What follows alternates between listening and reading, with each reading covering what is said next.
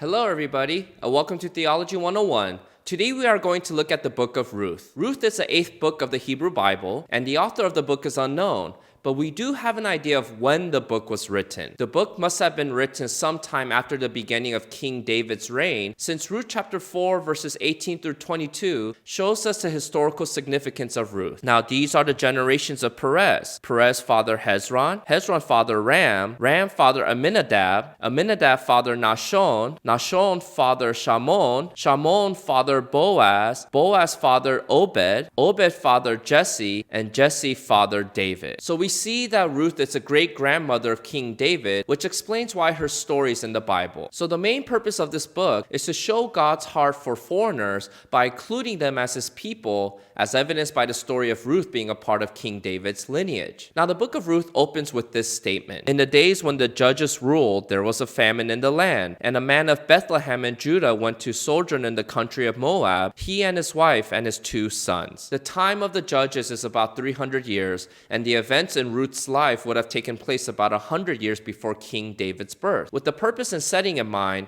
let me give you an overview of the book of Ruth. The book opens with a famine, and we are introduced to a family. A man named Elimelech and his wife Naomi and their 2 sons Mahlon and Chilion. They cross the Jordan to stay for a period in Moab where they can get food. The 2 sons end up marrying Moabite women, and they end up dying along with their father. So Naomi is left as a widow with her 2 foreign daughters-in-law. Hearing reports from Bethlehem that the famine has ended, Naomi prepares to return. Both of her daughters-in-law, Orpah and Ruth, accompany her for part of the journey. She was probably thinking of the problems they might encounter as foreigners in Judah, so Naomi strongly urges them to stay in their own land. Both of them refuse, but Naomi presents the facts. First, she is not pregnant, so the chance of a younger brother fulfilling the Levirate responsibility will not happen. Second, Naomi has no prospects of remarriage and consequently no future sons for them to marry. Third, even if Naomi miraculously can have sons, it is impossible for both of them to wait until they are of the age to marry them. So Orpah is persuaded and kisses her mother-in-law goodbye, but Ruth still holds on to Naomi and vows to never leave her. Essentially, Ruth renounced her former life to follow the God of Israel. So Naomi and Ruth stay together and return to Bethlehem. Returning to Bethlehem triggers Naomi's grief, since the last time she was there, she had her husband and 2 sons. In deep grief,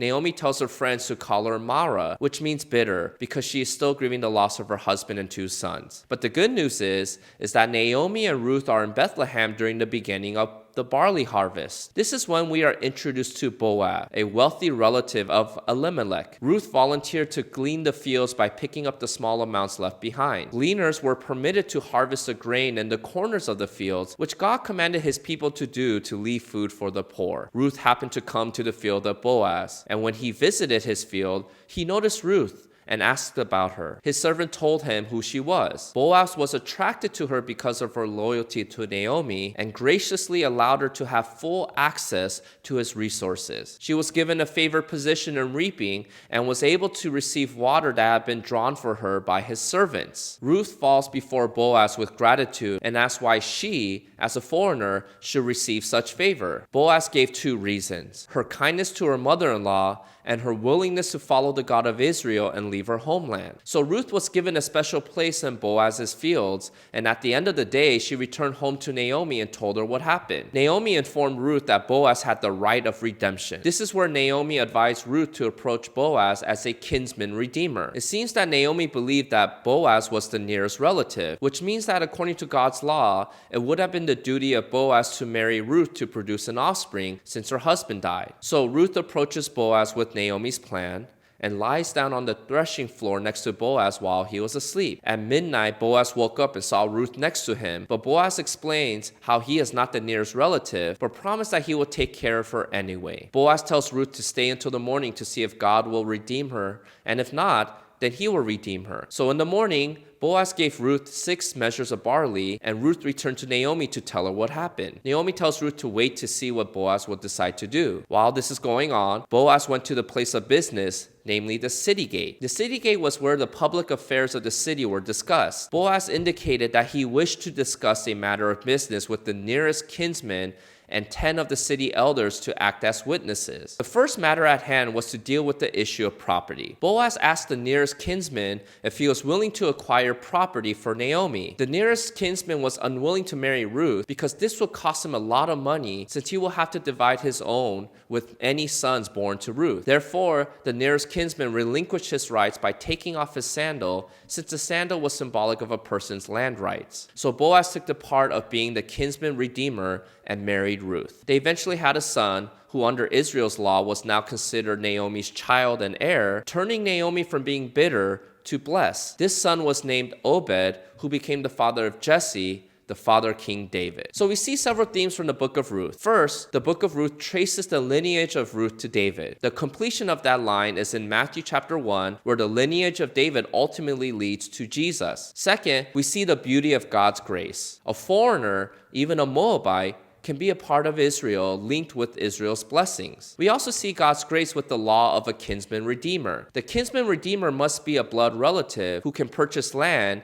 and be willing to buy the inheritance and marry the widow of the deceased kinsman. This concept was created to help widows like Naomi and Ruth who were vulnerable without a husband. Finally, we see God's grace evidenced in Ruth's loyal love towards Naomi. Even the women of Bethlehem recognized Ruth's loyal love by saying this to Naomi: "He shall be to you a restorer of life and a nourisher of your old age. For your daughter-in-law who loves you, who is more to you than 7 sons, has given birth to him." During a time marked by corruption, we see God's grace shine through the faithful love of Ruth, the righteousness of Boaz, and the mercy of God to allow foreigners to be a part of his people. Thank you to today's sponsor, On Reverence. They offer a free digital worship music app called Maskill.